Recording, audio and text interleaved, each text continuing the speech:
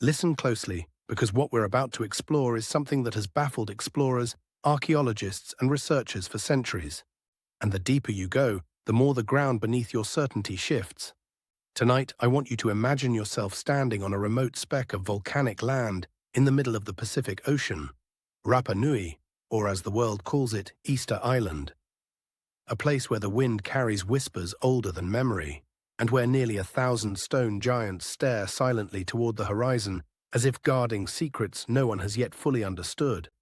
These Moai, massive monolithic statues carved from hardened volcanic tuff, are astonishing not only for their size, but for the fact that ancient islanders somehow moved them across rugged terrain without wheels, without beasts of burden, and without metal tools. And as you listen, I want you to ask yourself, how did they do it? And what aren't we being told? Picture one of these Moai, towering over 10 meters tall, weighing more than 70 tons, carved with precision from a quarry called Rano Raraku. The people who created them, the Rapa Nui, believed the Moai embodied their ancestors, channeling spiritual energy known as mana. But belief alone doesn't drag a 70-ton colossus across several kilometers of uneven volcanic ground. For generations, explanations have been offered, dismissed, revived, and reshaped. Some say the statues walked, others insist they were dragged. Some whisper of lost knowledge or external intervention. And as we delve deeper, the line between accepted history and unsolved mystery will blur just a little more. Imagine the quarry, Moai in all stages of completion, some still emerging from the rock as though halfway born. Many stand upright in pits, abandoned long before they reach their intended destinations. Others lie face down along ancient roads, as if mid-journey when something catastrophic happened. But what went wrong? Why were so many left behind? And if the greatest questions lie not in their creation, but in their movement, then what mechanism powered this incredible feat? The most popular academic explanation paints a picture of the Rapa Nui people positioning the statues on wooden sledges and hauling them using ropes. A simple idea, maybe too simple, because when you look closely at the island itself, something doesn't add up. Easter Island is often described as once densely forested, but the scale of deforestation needed for sled transport of hundreds of statues would have been immense, and yet the pollen records, the seeds, the ancient soil layers, none of them support the idea of a forest vast enough to support centuries of mass timber use for statue hauling. So if not timber, then what? Some researchers propose a more elegant, almost eerie solution, that the statues walked, not metaphorically, but literally. Experiments with replica Moai showed that with 3 teams pulling ropes, left, right, and behind, a statue could rock side to side, shifting forward step by step. And the ancient roads, they curve gently like the path a walking figure would naturally follow.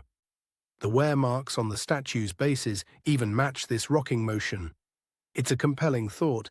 Imagine a line of islanders chanting, swaying in rhythm, guiding a stone ancestor as it walks toward its platform.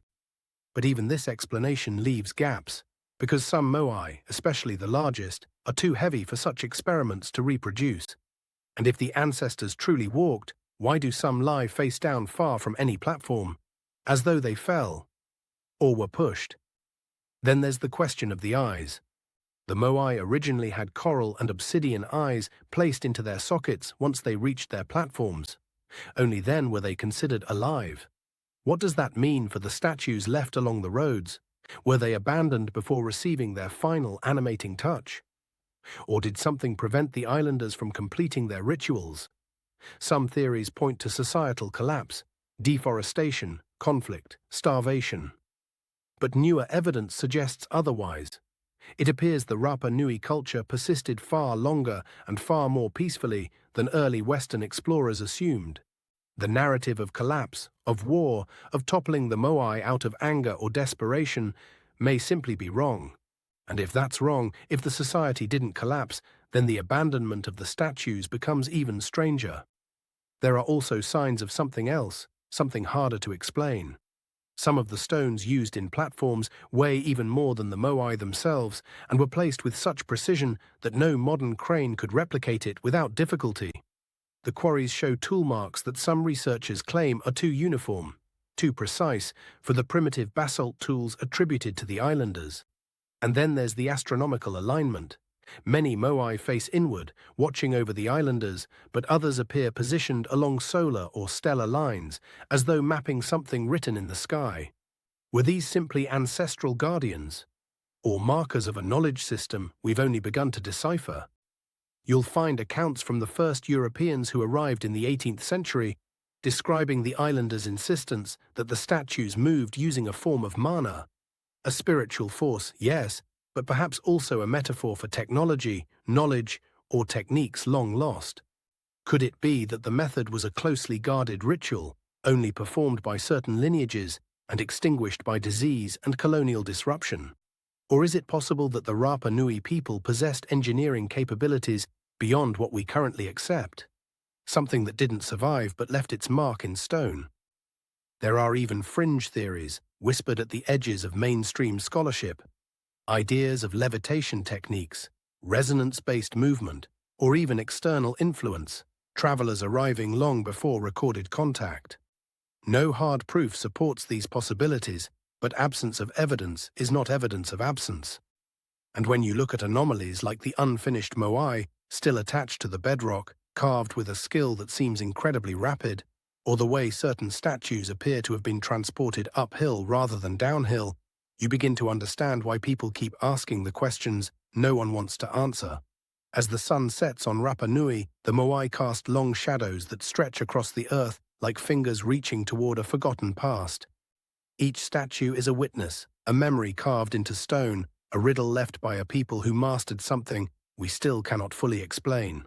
And while the official story may tell you that rope, sweat, and teamwork account for everything, the island itself hints at something deeper, something layered, a blend of myth and science, ritual and reality, practical skill, and perhaps something more.